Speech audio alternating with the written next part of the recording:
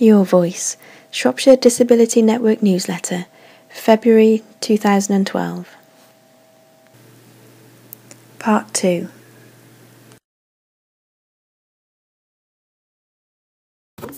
Cameron & Co. hid extent of opposition to cuts from MPs. Report that shames government is based on its own official consultation. A report entitled Responsible Reform, published this month by Disabled People, finds that the government misled MPs and peers over the hostility to disability benefit reform. It finds that Parliament has been given only a partial view of the overwhelming opposition to the Coalition's planned reforms of a key disability benefit, Disability Living Allowance, or DLA. It also finds that this opposition was previously not released to public scrutiny by the government. The report is based on the responses to the government's own consultation on its planned DLA reforms, which were only made public once disabled people requested them under the Freedom of Information Act. The findings include 98% of respondents objected to the qualifying period for benefits being raised from 3 months to 6 months. 99% objected to disability living allowance no longer being used as a qualification for other benefits. 92% opposed removing the lowest rate of support for disabled people. In all 3 cases, as well as many others, London's Conservative Mayor Boris Johnson also objected to the proposed changes. He said in his response to the official consultation, "People with fluctuating conditions have increased difficulty meeting the qualifying period. People with fluctuating conditions face the same barriers that all disabled face in relation to higher costs of living, and DLA is essential to maintain a decent quality of life. We would recommend that the passporting system remains the same under DLA, as it's worked well when signposting people to additional benefits to which they may be entitled." The Mayor also objected to the government's strategy for clamping down on disability benefit fraud, pointing out that the Department of Work and Pension Statistics give the overall fraud rate for disability living allowance as being less than 0.5%. The Mayor's views were representative of the overwhelming majority of responses to the government's consultation. Responsible Reform suggests that the government's DLA consultation breached its own code of practice and was highly misleading. Researchers used the Freedom of Information Act to obtain more than 500 responses to the consultation that were submitted by disability organisations, disability charities, and other groups that have carried out the first detailed independent analysis of those responses.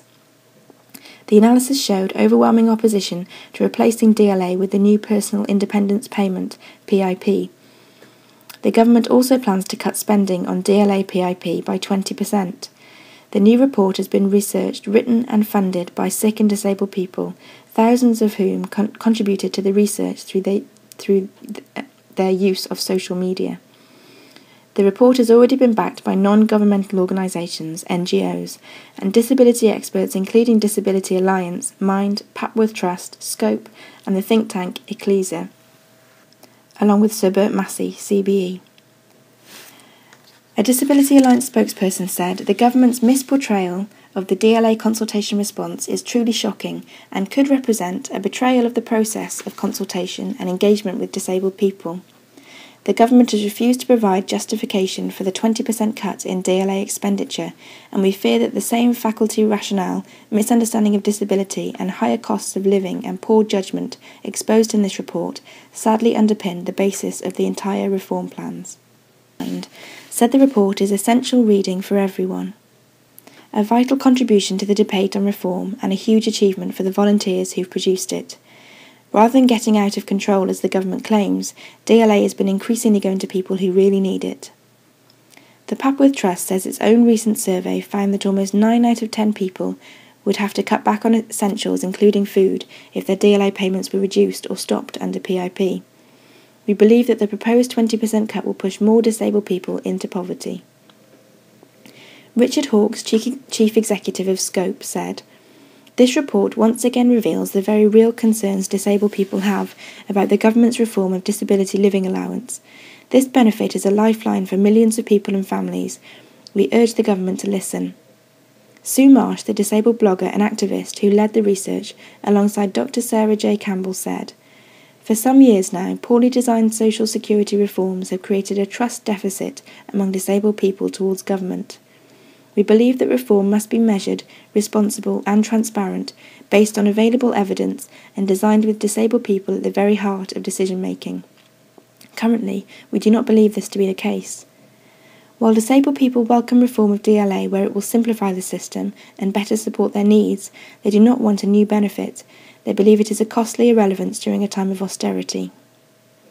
Another contributor to the report, Kalia Franklin, said, "Cutting spending on DLA will increase the burden on local authorities, the NHS and community services at the very time they are seeking to find savings by reducing eligibility, particularly for social care support.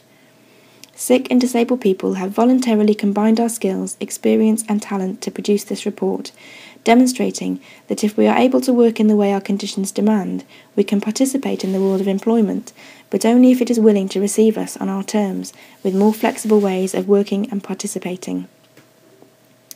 Among the report's conclusions are that only 7% of organisations that took part in the consultation were fully in support of plans to replace DLA with PIP. There was overwhelming opposition to nearly all the government's proposals for DLA reform. The government has consistently used inaccurate figures to exaggerate the rise of DLA claimants. 98% of respondents opposed plans to change the qualifying period for PIP from 3 months, as it is with DLA, to 6 months. 90% opposed plans for a new assessment, which disabled people fear will be far too similar to the much criticised work capability assessment used to test eligibility for an Employment and Support Allowance, ESA. Respondents repeatedly warned that the government's plans could breach the Equality Act, the Human Rights Act and the UN Convention on the Rights of Persons with Disabilities. The full report, Responsible Reform, is available online, www.ekklesia.co.uk/Responsible Reform DLA.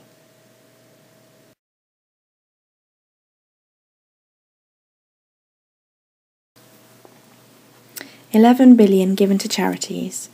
A report by the Charities Aid Foundation and NCVO shows that in 2010-11, the UK public gave £11 billion to charity.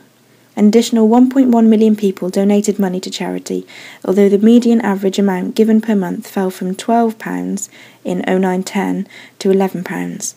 To read the report, visit the NCVO website.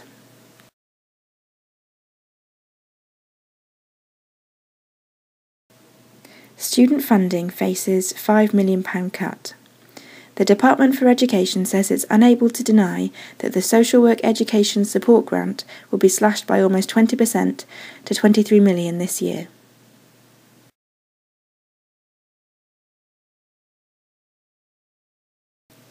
Patchy progress on joint working.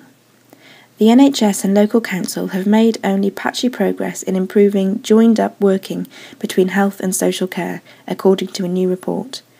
This says that integrated working across health and social care offers opportunities for efficiencies and improvements to services. It offers guidance to local partnerships, setting out a list of questions to consider and suggestions for interventions that might help. Case studies show how some areas have embraced partnership working and used local data and benchmarking to establish how and where to make improvements.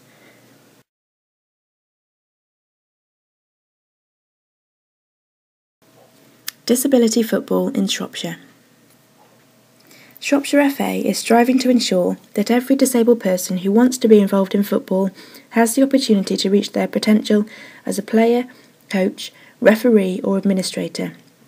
Through its disability programme, the FA aims to establish opportunities for participation and offer quality provision for people with disabilities. Regular club football is provided via the Three Counties League and support is provided to schools across the county that accommodate pupils with disability. Shropshire FA is also working closely with partners to raise awareness of the 3CL, including targeted work with adult disability groups. Teams, groups and individual players are more than welcome to take part in the 3CL festivals. The football development team is keen to support any club wishing to become more accessible to people with disabilities or wishing to establish a disability football team within the club. A course is being held at TCAT in Haybridge Road, Telford, TF1 2NP, On Sunday the 4th of March from 9:30am till 4:30pm, the FA Learning Coaching Disabled Footballers course. It is open to men and women aged over 16, managers and coaches of teams of players with disabilities, youth leaders of clubs with special needs, and teachers in special needs schools. For further details, contact Eve Bailey on 01743 362 769, or you can email eve.bailey@shropsfa.com.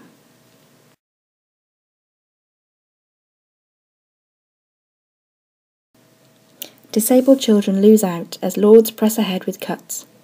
3 amendments to the Welfare Reform Bill were defeated in the House of Lords as the government pushed ahead with its plan to make the poor and vulnerable pay for what critics say is the excess and failure of their allies in the city.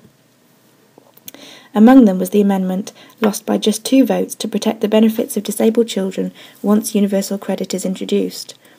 Baroness Tanni Gray-Thompson, a crossbencher and the most successful Paralympian of all time, put forward changes that would have safeguarded support for disabled children. Although the closeness of the vote, 187 to 189, gave some encouragement to disabled rights campaigners, there was disgust and outrage both at the callousness of the measures being put forward by the ruling coalition, and also at the lack of general media interest on the harm being inflicted on disabled people.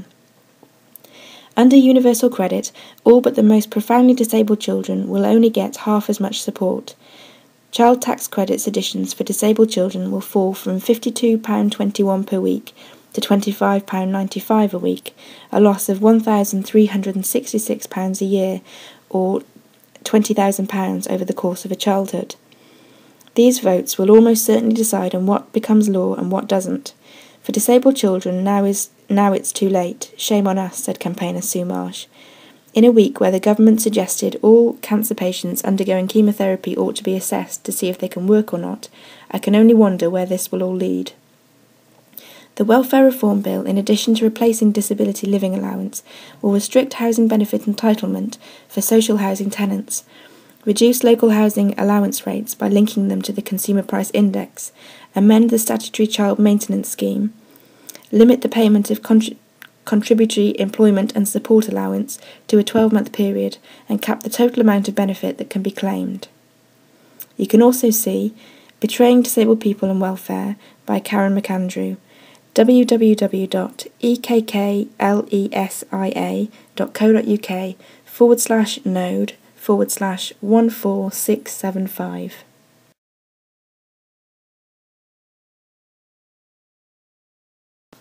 SDN meeting dates. Diaries at the ready. The next 2 SDN general meetings will be held on the 8th of March and the 14th of June. The March meeting, starting at 10:30am, will be held at Meeting Point House in Telford Centre. There will be 2 guest speakers. Tina Jones will talk about Listen Not Label, and Liz Holdsworth will explain how enduring power of attorney affects health and social care choices. The June meeting will be held at the Trinity Centre in Meal Brace, Shrewsbury, beginning at 1:30pm. Dave Hewitson will speak on Rett syndrome, an amazing story.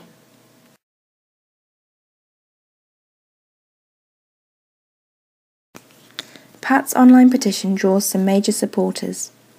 When Pat Onion submitted her e-petition to the government website a few weeks ago, she could not have imagined how it would be taken up and supported by disability organisations of all kinds.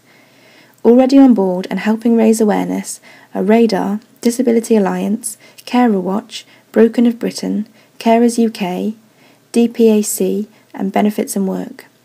But there's always room for more, and the most important thing is individuals who sign to show their feelings. Pat is blind, and Pat is also a carer, and when asked why she submitted the petition, she said that she'd made it to the hardest hit rally in Edinburgh. We were determined to show we were united against the vicious cuts we are all enduring. We knew that there were many thousands who couldn't make it. To those who came in spirit, this petition is for all of us. Pat's petition reads, "Stop and review the cuts to benefits and services which are falling disproportionately on disabled people, their carers and families." If Pat gets 100,000 signatures, it could generate a debate in Parliament. The first step to signing is to go to epetitions.direct.gov.uk.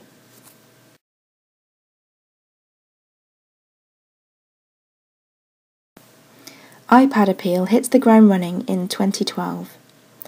End-of-life charity Amiga, which is based in Shrewsbury, is sharing the proceeds from its Boxing Day Dawdle or Dash to the Devil's Chair at Stiperstones between Severn Hospice and its own MND iPad appeal.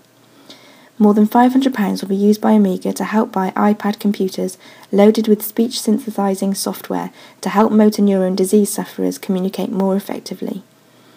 Last year, Amiga supporter Alison Shaw lost her husband James to MND, and she describes the benefit of assistive services. His final year of living with MND was transformed through technology.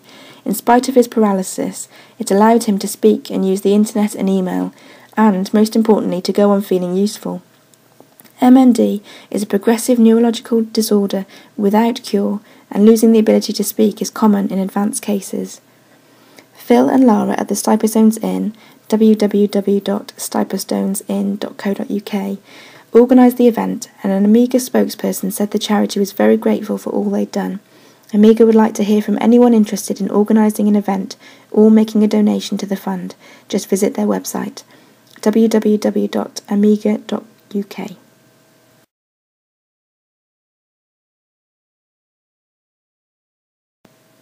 Winter surge for online health information. The Department of Health says that there's been a record surge in people going online for trusted health information and advice over the winter. Daily visits to NHS Choices from October to the end of December were up 56% over last year. This equates to 133,000 more visits a day. Over the Christmas period, concerns about norovirus drove up visits to pages on the winter vomiting bug by 162%.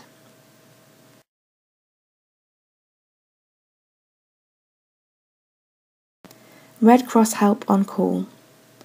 A team of Red Cross volunteers are available to provide short-term care and support to any adult in Shropshire, both after a stay in hospital and to avoid hospital admission. Services range from lending medical equipment and pendant alarms to assisting in pain and stress relief by providing gentle massage. Volunteers help with shopping, light housework and transport. The team also works to signpost clients to local support groups and organisations. This service is completely free. To contact the team, just call 01743 280 073.